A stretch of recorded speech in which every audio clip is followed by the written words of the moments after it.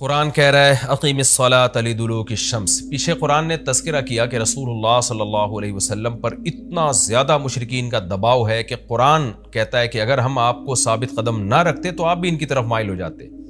تو ظاہر ہے بہت سخت دباؤ اور جبر ہے آپ کے اوپر، تو ایسے موقع پہ ایسا کام کرنے کی ضرورت ہے جس سے آپ کو ثابت قدمی ملے اور اللہ کا قرب حاصل ہو۔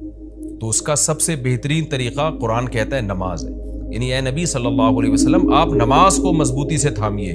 تاکہ آپ کو ثابت قدمی ملے، آپ کو اللہ کا قرب ملے، کیونکہ جس اللہ کے لیے کام کیا جا رہا ہے نا، جب تک اس اللہ سے رشتہ مضبوط نہیں ہوگا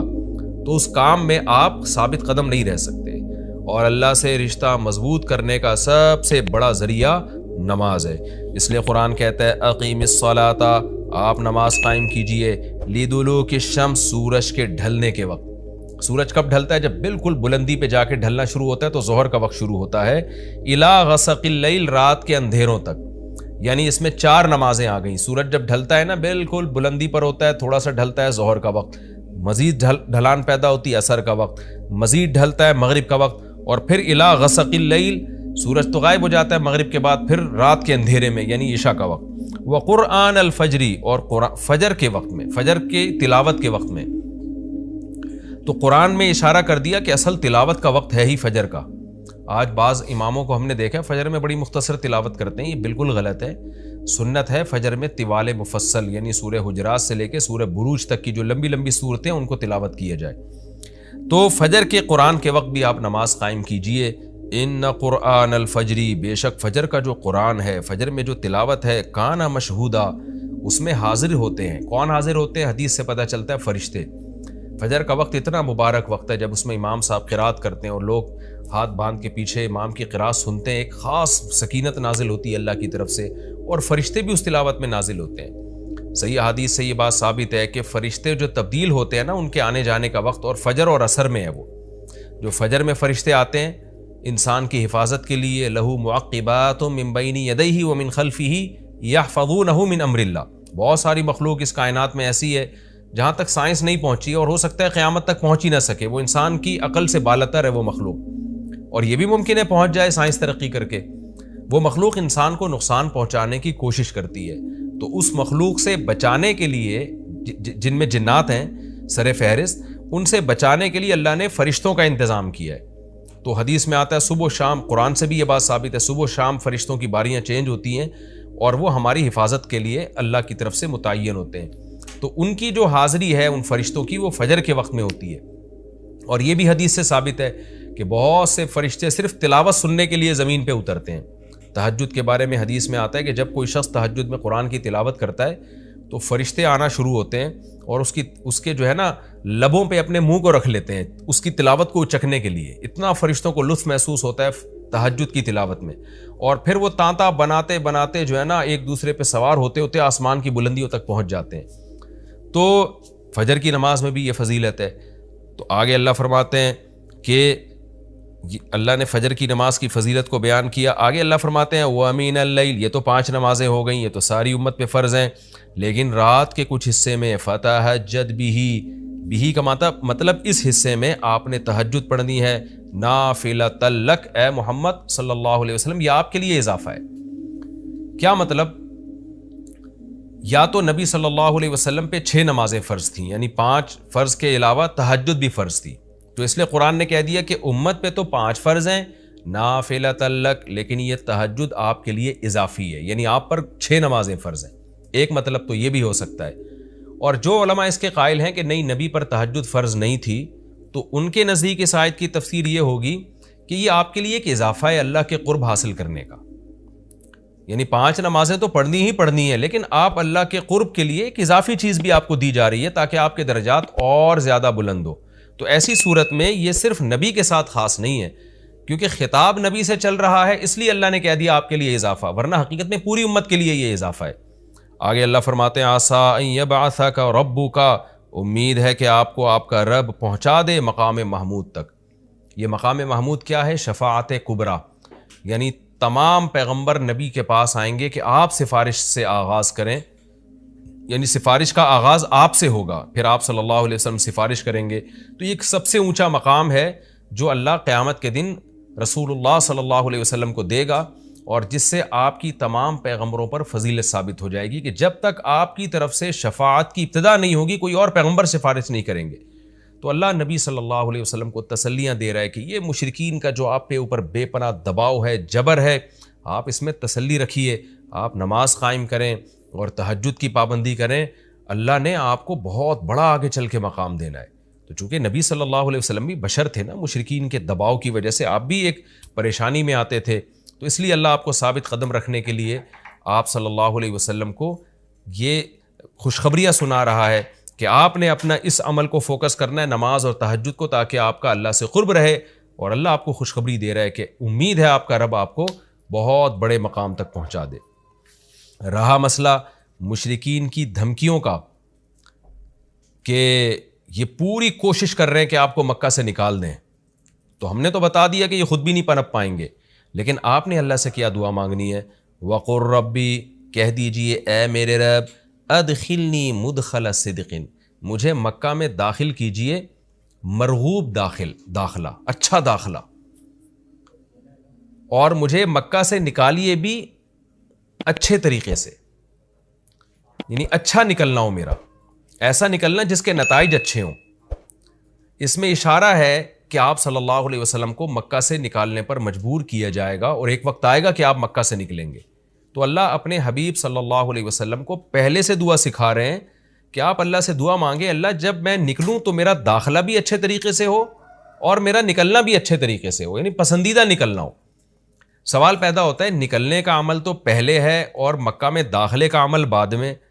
تو نکلنے کا تذکرہ پہلے ہونا چاہیے کہ اللہ مکہ سے مجھے اچھی طریقے سے نکال، اور مکہ میں مجھے داخل بھی اچھے طریقے سے کرنا، تو داخلے کا تذکرہ پہلے کیوں؟ تو اس میں بلاغت کا ایک نقطہ ہے کہ پیغمبر کا بنیادی مقصد وہ ہدف ہے جو پیغمبر دنیا میں لے کے آئے ہیں، تو اس کی آغاز تو مکہ سے کرنا ہے جس میں آپ کو بھیجا گیا، جو ابراہیم علیہ السلام کا شہر ہے، جہاں بیت اللہ ہے، اسلام کا مرکز تو اس جگہ سے بننا ہے،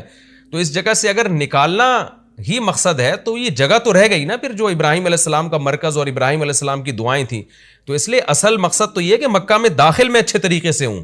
جو پیغمبر کا مقصد تھا دنیا میں آنے کا، مکہ فتح کر کے داخل ہوں، یہاں مجھے غلبہ ملے، اور یہاں میرا جب داخلہ ہو تو ایسا داخلہ جس کو میں پسند کروں۔ یہ جو ابھی میں مکہ میں کہیں سفر سے جا کے واپس آتا ہوں، یہ داخلہ وہ داخلہ نہیں ہے جو میں چاہتا ہوں۔ تو چونکہ مکہ سے نکلنا مقصد نہیں ہے، نکالا اس لیے جا رہا ہے تاکہ داخلہ ایک طاقت کے ساتھ ہو اور اچھے طریقے سے داخلہ ہو، اس لیے اس داخلے کا تذکرہ پہلے کیا جا رہا ہے۔ ہاں وہ داخلہ اس وقت تک ممکن نہیں ہے جب تک مکہ سے ایک دفعہ آپ کا خروج نہ ہو، تاکہ مدینہ میں ریاست بنے اور آپ 10,000 کا لشکر لے کر فاتحانہ انداز سے مکہ میں داخل ہوں، اور جس مقصد کے لیے اللہ نے آپ کو بھیجا تھا وہ مقصد پورا ہو۔ تو وہ مقصد نکلے بغیر پورا ہو نہیں سکتا، اس لیے نکلنے کا تذکرہ کر دیا، ورنہ اصل مقصد تو یہ ہے کہ اللہ میں مکہ سے نکلنا نہیں چاہتا، میں مکہ میں داخلہ چاہتا ہوں۔ داخلہ ایسا ہونا چاہیے مدخل صدق، سچا مرغوب داخلہ ہونا چاہیے۔ چنانچہ اللہ نے آپ کی دعا قبول کی، اور جب نبی مکہ میں داخل ہوئے نکلنے کے بعد تو کیسا بہترین آپ نے کا داخلہ ہوا کہ 10,000 کا لشکر لے کر آپ گئے، اور مشرکین مکہ آپ سے معافی کی بھیک مانگ رہے تھے۔ تو یہ مکی آیتیں اس وقت تو ظلم کے پہاڑ توڑے جا رہے تھے، لیکن پیغمبر سے اس طرح کی دعائیں کروائی جا رہی تھیں، وَأَخْرِجْنِي مُخْرَجَ صِدْقٍ، اور اللہ مرغوب نکلنا ہو، یعنی جب میں نکلوں تو بھی میرا اچھا ٹھکانہ ہو۔ چنانچہ آپ کا نکلنا بھی بڑا اچھا ہوا کہ پورا مدینہ آپ کے استقبال میں کھڑا ہوا تھا، اور طلع البدر علینا من ثنیۃ الوداع، یہ جو ترانے ہیں یہ مدینہ کی بچیاں آپ کے استقبال میں پڑھ رہی تھی۔ تو آپ کا نکلنا بھی اچھا ہوا، یعنی مدینہ میں داخلہ جو مکہ سے نکل کے، اور پھر جو مکہ میں آنا وہ تو اس سے بھی زیادہ عزت اور شان کے ساتھ ہوا۔ وَاجْعَلْ لِي مِن لَّدُنْكَ سُلْطَانًا نَصِيرًا، اور اللہ تو بنا دے میرے لیے اپنے پاس سے زبردست طاقت جس میں میری مدد ہو، غلبہ دے دے مجھے مشرکین پر۔ یہ بھی مستقبل کی دعا ہے جو ان حالات میں نبی سے منگوائی جا رہی ہے، اور اللہ نے آپ کی ساری دعاؤں کو قبول کیا، سلطان نصیر بھی دے دیا آپ کو، غلبہ بھی دے دیا مکہ پہ، ایسا غلبہ جس میں اللہ کی مدد تھی، اور وہ کمزور غلبہ نہیں تھا، طاقتور غلبے کو سلطان کہا جاتا ہے۔ اور مدینہ میں جانا بھی آپ کا پسندیدہ ہوا، اور مکہ میں آنا بھی آپ کا پسندیدہ ہوا۔ اور اے نبی آپ یہ بھی کہہ دیجئے جاء الحق، حق آ چکا ہے، وزہق الباطل، اور باطل فنا ہو چکا ہے۔ حالانکہ جس وقت یہ دعا منگوائی جا رہی تھی باطل فنا نہیں ہوا تھا، لیکن ماضی سے جب کسی چیز کو تعبیر کیا جاتا ہے تو یہ بتانے کے لیے گویا یہ کام ہو چکا ہے، حالانکہ ہوا نہیں، ہوگا، لیکن نبی کی زبان سے نکلوایا جا رہا ہے کہ آپ مشرکین میں اعلان کر دیں کہ بس یہ کام ہو چکا ہے، حق آ گیا، باطل ختم، اور یعنی ہوگا تو فیوچر میں، لیکن گویا ابھی ہو چکا ہے، اتنا یقینی ہے کہ میں تمہیں اس کی پہلے سے خبر دے چکا ہوں کہ باطل اب پنپنے نہیں پائے گا کیونکہ حق اب آ چکا ہے۔ ان الباطل کان زہوقا، اور باطل تو ہے ہی فنا ہونے والی چیز، جب حق آتا ہے تو باطل فنا ہو جاتا ہے۔ نبی صلی اللہ علیہ وسلم جب مکہ مکرمہ میں داخل ہوئے نا تو آپ بتوں کو چھڑیوں سے گراتے تھے، چھڑی سے مکہ میں داخل ہو کے 360 بت کو ایک ایک کر کے چھڑی مارتے تھے اور وہ بت الٹے لڑکتے تھے، تو آپ اس موقع پر یہ آیت پڑھ رہے تھے کہ جاء الحق وزهق الباطل ان الباطل کان زہوقا۔ کیا کیفیات بنتی ہوں گی صحابہ کی اور پیغمبر کی اس وقت کہ جو خوشخبری ان کو 13 سال پہلے دی گئی تھی، کئی سال پہلے دی گئی تھی اور یقینی دی گئی تھی کہ یہ ہو چکا، تو اللہ نے اپنی آنکھوں سے دکھا دیا کہ کیسے بتوں کو بیت اللہ سے نکالا جا رہا ہے اور اللہ کے گھر کو کیسے شرک سے پاک کیا جا رہا ہے۔ وَنُنَزِّلُ مِنَ الْقُرْآنِ مَا هُوَ شِفَاءٌ وَرَحْمَةٌ لِّلْمُؤْمِنِينَ، اور قرآن کہہ رہے ہیں ہم قرآن نازل کرتے ہیں جس میں مومنین کے لیے شفا ہے، یعنی اے نبی آپ کی تسلی کے لیے اور بھی ہم بتائیں آپ کو کہ ہم یہ جو آیتیں نازل کر رہے ہیں نا، اس میں مومنین کو بھی شفا مل رہی ہے، ان کی اصلاح ہو رہی ہے شرک سے اور برے عقیدوں سے، اور مسلمانوں کے لیے یہ رحمت ہے، ان کو تسلیاں بھی مل رہی ہیں۔ وَلَا يَزِيدُ الظَّالِمِينَ إِلَّا خَسَارًا، اور ظالمین کے خسارے میں اضافہ ہو رہا ہے کیونکہ ظالمین اس پر عمل نہیں کر رہے، حجت تمام ہو رہی ہے۔ وَإِذَا أَنْعَمْنَا عَلَى الْإِنسَانِ أَعْرَضَ وَنَأَىٰ بِجَانِبِهِ، قرآن کہتے ہیں ہم جب انسان پر احسان کرتے ہیں تو وہ اعراض کرتا ہے اور اپنے پہلو کو ہٹا دیتا ہے،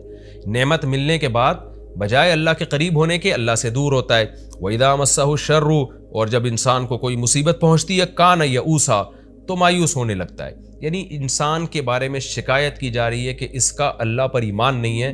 پیغمبر کا مقصد ہے اللہ سے جوڑنا، تو یہ جو مشرکین ہیں جو اللہ کو نہیں مانتے، یہ خوشیوں میں بھی اللہ کو بھولتے ہیں اور غم میں بھی اللہ کو بھولتے ہیں، اسباب کو دیکھتے ہیں، لہٰذا جب اسباب کو آپ دیکھتے ہو اور پریشانی آتی ہے تو اسباب بتا رہے ہوتے ہیں پریشانی دور نہیں ہو سکتی، تو مایوس ہونے لگتے ہیں، ڈپریشن میں جاتے ہیں، اور جب خوشی آتی ہے تو اپنا کمال سمجھتے ہیں لہذا اترانے لگتے ہیں اور خدا سے دور ہو جاتے ہیں۔ تو اے نبی ان سے کہہ دیجئے کل یعمل علی شاکلتہ، ہر شخص اپنی نیچر کے مطابق عمل کر رہا ہے۔ اچھے لوگ کیا کرتے ہیں کہ جب انہیں خوشی ملتی ہے تو شکر ادا کرتے ہیں، اور غم آتا ہے تو مایوس نہیں ہوتے، ان کو پتہ ہے غم اللہ دور کر سکتا ہے۔ فَرَبُّكُمْ أَعْلَمُ، تمہارا رب خوب جانتا ہے بِمَنْ هُوَ أَهْدَىٰ سَبِيلًا، کون ان دونوں فریقوں میں سیدھے راستے پر چل رہا ہے، جو غموں میں مایوس ہو اور خوشیوں میں اترانے لگے، خدا سے دور ہو جائے، وہ گمراہی والے راستے پر ہے، اور جو خوشیوں میں اللہ کے قریب آئے، شکر ادا کرے، اور غموں میں بھی اللہ کے قریب آئے کہ غم کو اللہ ہی دور کر سکتا ہے، مایوس نہ ہو، یہ سیدھے راستے پر ہے۔ اللہ خوب جانتا ہے کون سیدھے راستے پر ہے، یعنی اس میں اللہ نے اشارہ دے دیا کہ یہ لوگ سیدھے راستے پر ہے، تو ہمیں ایسا بننا چاہیے۔ یہ ہمارا رکوع کمپلیٹ۔